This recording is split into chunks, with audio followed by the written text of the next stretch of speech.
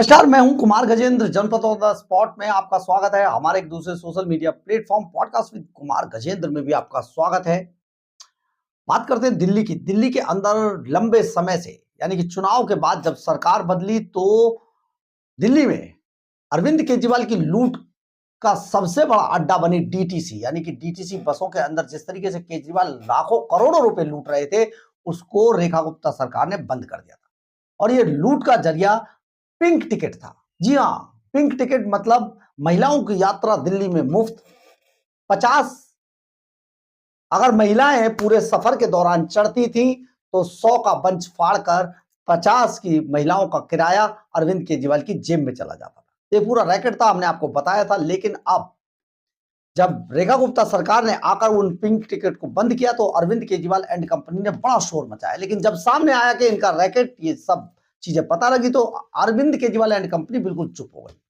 अब Kejriwal and company लगातार ये हल्ला मचा रही थी कि आखिर पिंक टिकट महिलाओं को मुफ्त शिक्षा क्यों नहीं, मुफ्त यात्रा क्यों नहीं करने दे रही है। अब रेखा गुप्ता सरकार ने इसकी घोषणा कर दी है। बहुत जल्दी पिंक सहेली स्मार्ट कार्ड इशू कर दिया जाएगा दिल्ली सरकार के द्वारा। 12 वर्ष से अधिक आयु वाली जितनी भी महिलाएं हैं वो डीटीसी और क्लस्टर बसों के अंदर मुफ्त में यात्रा कर पाएंगी। ये पिंक सहेली कार्ड हासिल कर पाएंगी। इसका हमने आपको बता दिया था, ऑनलाइन अप्लाई करना होगा। इसके बाद आपको जिस तरीके से पहले स्टूडेंट्स को ऑल रूट पास मिला करता था, जाकर आप अपना पास ले लीजिए। उसके बाद आप आसानी से बिना किसी टिकट को फड़वाए, बिना कोई टिकट हासिल करे, इन पास पे आप पिंक पास पर आराम से आप यात्रा डीटीसी में कर सकते हैं। ये पूरी सुविधा थी और इन बसों में आप आसानी से, कौन, महिलाएं और ट्रांसजेंडर्स के लिए ये फ्री होगा, मुफ्त में होगा, जो भी हासिल करेगा। सीएम रेखा गुप्ता ने आज एक्स पोस्ट पर इसकी घोषणा कर दी है। बहुत जल्दी महिलाओं को ये मिल जाएगा।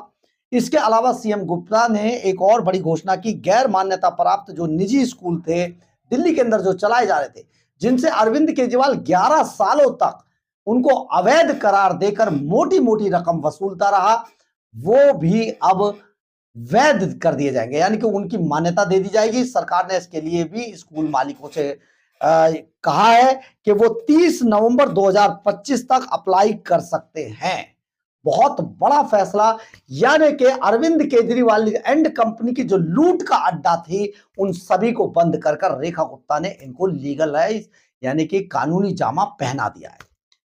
अब केजरीवाल एंड कंपनी इसका विरोध नहीं कर पाएगी, कह नहीं पाएगी कि भैया आप पिंक टिकट नहीं जारी किया है। महिलाओं को यह बड़ी सुविधा है और सचमुच जो महिलाएं इसकी हकदार हैं, जिनको यह मिलना चाहिए उनको ही मिलेगा।